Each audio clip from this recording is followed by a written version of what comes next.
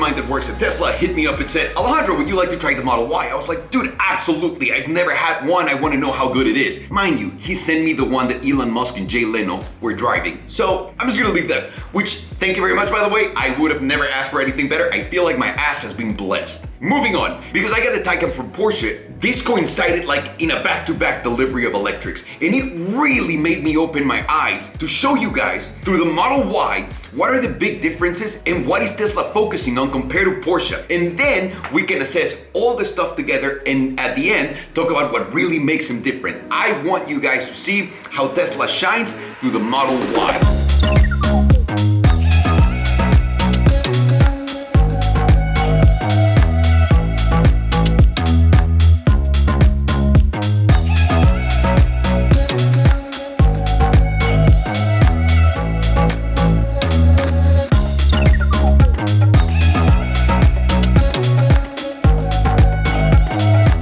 So this right here in front of me, ladies and gentlemen, this is the Model Y Performance. This is the big boy, expensive one with all the bells and whistles, including the 21-inch wheels, which obviously will sacrifice some range, but goddamn, do they look good! So you have that, and also, look, it's kind of a Model 3 on the front, but on the back, it does look like a Model X. It's just straight up a Model X. So it's a mini Model X, and it's got a lot of charm. Carbon fiber wing in the back and all that good stuff. But what really gets me here, and what I really love about this, it's a really dumb thing. It's simple. With the same tint that the car comes with, you can't really see what's hiding in your trunk, and that's important for this type of car. It's a family car. There's gonna be a lot of stuff that you're gonna put in there. So that's very important. But I think before we can highlight anything about this car, we need to get in it, talk about what it is, where it falls in Tesla's lineup, and why it exists, and what market is gonna take over.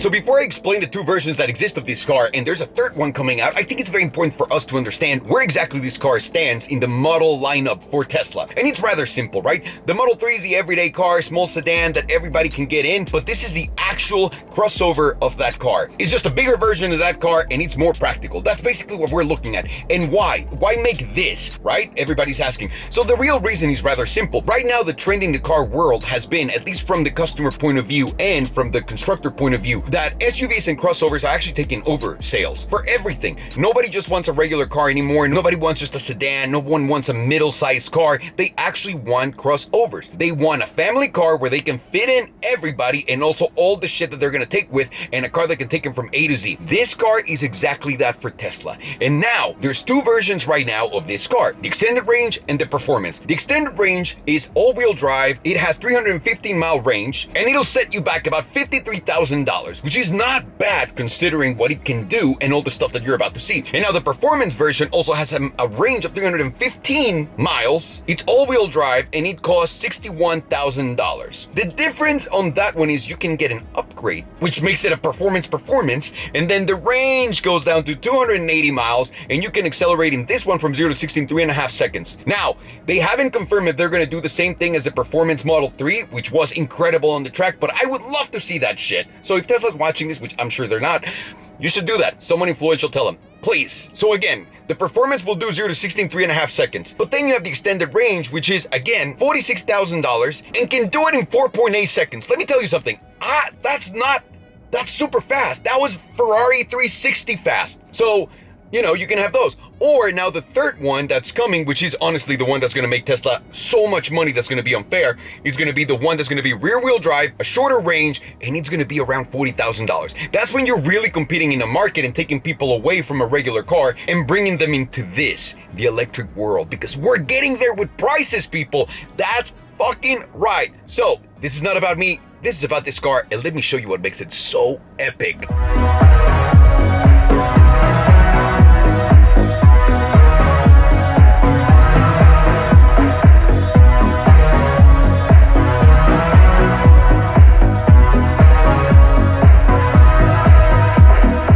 As we said before, there are many things that separate an electric Porsche from a Tesla. And I think Tesla's more tech-oriented, whereas Porsche is more like the driver-oriented. So Tesla, if you will, is more like an iPhone, the Porsche is more like a BlackBerry, so it's gonna have more fun stuff. And that's what I wanna highlight here, because this Model Y has it all at a great price. And the number one thing I'm gonna start with is all the technology that the Model Y and every other Tesla brings to the table. The technology in this car is beyond anything else. Obviously, autopilot, which is so good compared to any other. I've driven the Volvo, I've driven the Porsche, obviously the Tesla, the Mercedes, and I gotta say, Tesla has it better than anybody else. You can see cars, you can see trash cans, you can see what type of car it is in the autopilot. It makes you slow down. It knows when there's a red light, when there's a green light, when your turn signal has turned green and allows you to go. You can actually merge or switch lanes just by putting your blinker on, and the car will do it by itself. And now it's knowing that there's a red light, so it's stopping. Yeah, you're gonna have to press on the gas once it goes, but man, that's absolutely nothing for this car. So when it comes to autopilot, we know who the Mac Daddy is, and that obviously is Tesla. The other incredible feature that I can't talk enough about is the summoning the car. Summoning the car is something that we've all desired from day one since we drove a car. Like, God, I wish my car could come pick me up from whatever parking spot that it's at. Right now, the technology is not that sophisticated, and it hasn't gotten yet to the perfect point where Elon wants it to go, where you can have your car drop you off at a mall and have your car go find the parking spot by itself so that you don't have to do it like a peasant. That'd be disgusting. You waiting in the car? No, homie, Elon doesn't want that. It'll drop you off there and then it'll go find a parking spot. And then you're gonna come out of the mall and press car, come find me, and the car's gonna come pick you up at the door. I'm sorry, if you don't want those features, you're not a human being. You gotta be a monster. There's no other way of putting it. Another part of the technology aspect that I love about this car is another gimmick, which is called Sentry Mode. What does Sentry Mode do? So Sentry Mode will actually allow you to put a USB in the car, and with that USB, every single time with all the cameras around the car, the ones that you see on the on the outside of the car, those cameras are gonna alert you whenever someone's walking by your car, looking at your car mysteriously, or you can even save clips whenever you honk the horn. So that means whenever you're getting in danger, all of the cameras are recording, and it's really cool because you can always get back and see who's fucking with your shit, man. Another awesome feature that, come on, and you gotta love Elon because he gave a shit about this, is dog mode. That means you're gonna put the car in dog mode, you're gonna leave your dog inside of the car, and the car is gonna regulate the temperature according to whatever you wanna leave it at. Oh, hang on! I don't think I should show you dog mode right now, but whenever you put it on, it appears right here on the screen and it says that your dog is in the car, that don't worry about it, don't break the fucking car, don't break the windows, the dog is fine, the AC's kicking in, you don't have to worry about a thing. So dog mode is another great utility for a family car. A gimmick, but also awesome. What can you tell me about the key? The key situation for this car is awesome. I think the car game has lost its game when it comes to the key, and I think Tesla has done a hell of a job with it. So number one, you have the app, the regular app that can open, close the door, summon the car, do a lot of good stuff, right? So the app will serve as a key. Also, you can get a regular key, like the one in the Model X that looks like a little car. You can order that separately. Or, and that's the second option, the third option is a key card that you just press against this and opens the car. And for you to turn it on, all you need to do is, I'm gonna put my foot on the brake and I'm gonna tap the card right here. Boom. What about the simplicity and the lack of buttons in a Tesla? It's a completely different vibe. The lack of buttons in this car is so incredible that I wanna point out, yeah, there's window buttons right here, and then this is to open your door. Other than these buttons, you're gonna get in the car, and then you're gonna notice immediately there's only these two other buttons. There's not even a Glovebox button. And let me show you one by one how they got rid of them. So number one, the Glovebox is the easiest one. You're looking at the screen as a whole. You're gonna click Glovebox, and that's one. And that's super easy, and a lot of people are gonna say, well, it's gonna hit in the menu. It's not, it's dead ass on your main menu at the bottom. So that's one. Now, if you wanted to move the steering wheel, what on earth would you do? Because there's no latch, there's absolutely nothing. You're gonna go into your menu, you're gonna go into quick controls, you're gonna do steering wheel, and then that's gonna let you adjust the steering wheel. So I'm gonna go here, it's gonna go towards me. This goes in, this goes up, and this goes down. So you can just do it all like this. And then you're done with it, bam. What about your side mirrors? Because there's literally nothing to do with your side mirrors. That story repeats itself. As you can tell, you can do it on the left and then on the right. Like you have to click on each one of these. I'm gonna go with the left right here, and then you're gonna see my mirror. I'm gonna go up, boom. And then I'm gonna click on the other one and change it. See it? Bam! That's how they eliminated every single button and made everything so simplistic. And you have to know one thing. The reason why Tesla did this at the beginning and why they wanted to make the car so, I don't want to say cheap, but affordable, is because the battery prices were so high. So I guarantee you, with the new generation of Teslas, we're going to see a lot more materials coming up because batteries are getting cheaper.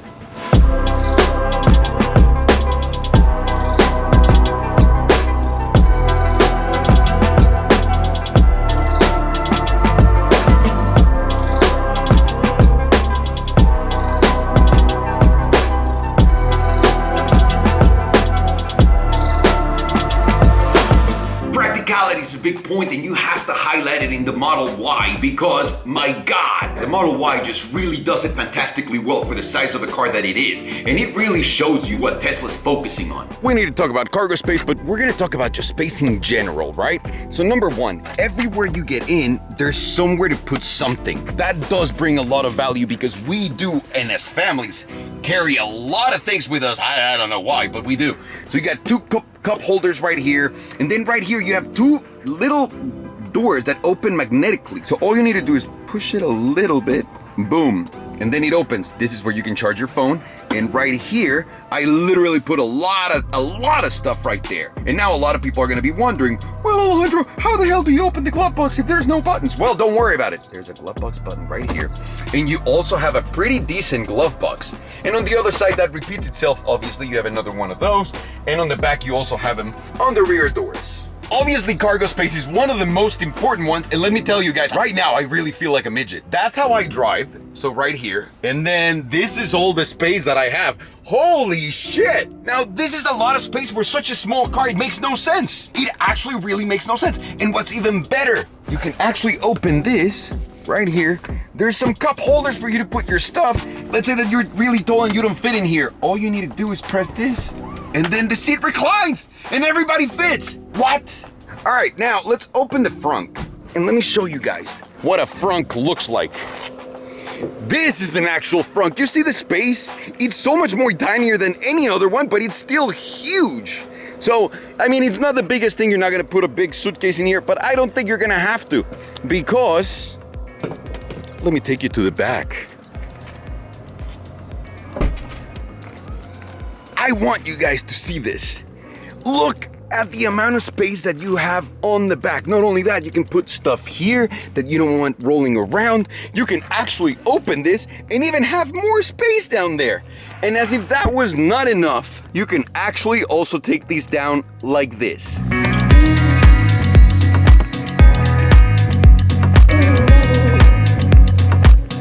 Now look at the space in the car. This is ridiculous for the size of car that we're dealing with. Also, you have some really nice little buttons right here so you can press them and the seats fall down, but they sadly won't be able to bring them back up. You need to do that manually. I know, manual labor, that's disgusting. I get it, guys. And finally, you can open this one and look at this. That's really well hidden, but it's freaking hideous.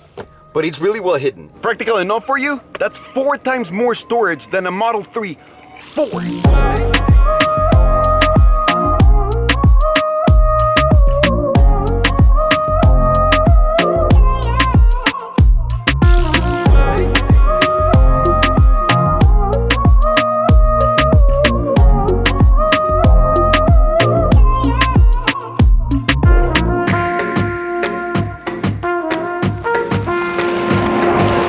So now driving the car, we gotta know who the bottom line customer of this car is. And the reality is, it's not gonna be an NFL player, it's not gonna be a race car driver, or maybe it is gonna be both. Because it's designed just for a family, period. Mom, dad can easily drive this car. Your son, your daughter, if they're like of age, anybody can drive this car. That's the whole purpose. It's not supposed to be hard to drive, it's supposed to be easy. So, number one, for a family car that accelerates like this is fucking stupid. And it's awesome. The fact that you can do that, putting all of the kids in the car with all of their stuff and take them to the beach, it's unreal. Obviously, how quiet the car is great. The suspension, the air suspension, Tesla's suspension is fantastic when it comes to road noise and absorbing all the hits and making the ride very comfortable. That's another one. There's enough space in the car for anything. My visibility is incredible. All of the safety features that the car has really do work, really do make me feel safe. It's a car that's so good at what it's supposed to do. Just being a family car, it goes beyond just being a family car. It's gonna entertain your family right here. You're gonna sit at a charging station and you're gonna put a Netflix movie, you're gonna put a YouTube video, whatever you want right here, so you don't bore your family. You can play games in the freaking car, for God's sake. You can do anything you want with your family in the car. And it fits everyone. It's unreal. And the major plus that no one's talking about, and we talked about it a long time ago and no one believed it, is what is the big difference between Porsche, Tesla, or any other electrics? Tesla invested in their infrastructure. They own all of the gas stations that are electric. And right now, that's a big problem for Porsche, for VW, for Nissan, for everybody, because they need places. They need the infrastructure. Woo! Guys, this is such an incredible car to drive. How quiet it is, how fast. You can pass anyone you want. The brake is freaking phenomenal. The entertainment is great. It's quiet. What else do you want? Honestly, what else do you want? This is 10 out of 10, period.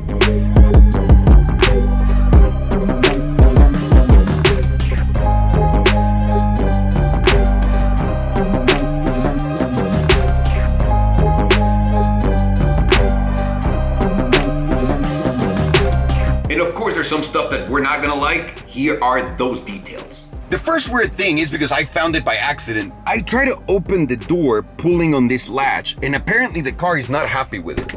It tells you manual door release use may cause damage to the window trim. And I'm guessing because it's a frameless window, it can do what Paganis do when there's no battery. If the window doesn't lower with this, you can break your window. So that's interesting. That's obviously there just in case you run out of power and you have a plan B basically. So get out of the car like that. Yeah, that's one of the things. The next thing is, and I'm sitting on it, I've never seen anything like this. I got in the car and I feel like I'm driving an SUV, but I didn't understand why. These seats are mounted on this. It does give you like a pretty nice view, but it does feel like a little strange being so tall in a car. I was like, it makes no sense. I'm getting in this car like this, looking at the seat and looking at how further down my feet are. I was like, what the fuck?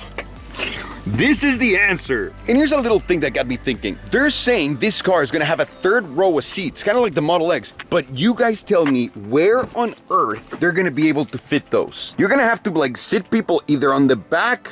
I mean, only on the back. Like, that's the only way. That's absolutely the only way, unless you make a longer car, right? Or am I crazy? But they're saying Tesla has confirmed that there's gonna be another row of seats coming to these cars. This little detail is fucking awful, honestly. This is one of the things I don't like about the car is when you accelerate, I feel there's a disconnection between the steering wheel, the wheels, the road, and yourself. I don't know how to explain it, but this is an overall Tesla problem, or thing, if you will. I just don't like how that feels. The Porsche really made me realize that he does it really, really well. This not so much. This is kind of weird, but only when you accelerate like that on a straight line, it feels like that.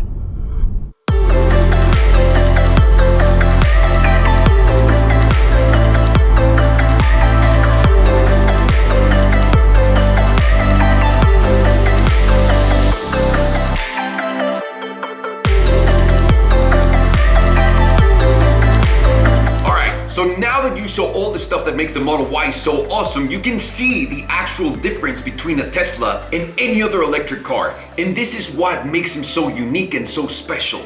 And that's the truth. This is exactly like when the iPhone and the BlackBerry came out, and I'm sorry to keep repeating it, but the Tesla is more for the future. It's more fun. You build a relationship with your car. You create a profile, even though that you can do it on the Porsche. It doesn't feel the same way. It just feels more you. The car feels more of a personalization of a part of you. And can I mention one big point? The Tesla is gonna keep getting better every single year with updates without you bringing it anywhere. While the Porsche you're gonna have to buy a new one for a better model. Let that sink in, people. All right, so those are my final thoughts. What are your favorite things about the Tesla? What are your favorite things about electric cars in general? Please let me know in the comments down below. I'm very interested to read those. People, my name is Alejandro, and I am gonna get naked right now for you. No, okay, fine. I'll see you later. And last but not least, right here, look at how you open your vanity mirror. And that's magnetized. That's really cool. And it's super easy. And it's super sexy. What? I know what's wrong with me. I don't know what's wrong with me. Quarantine got me, guys.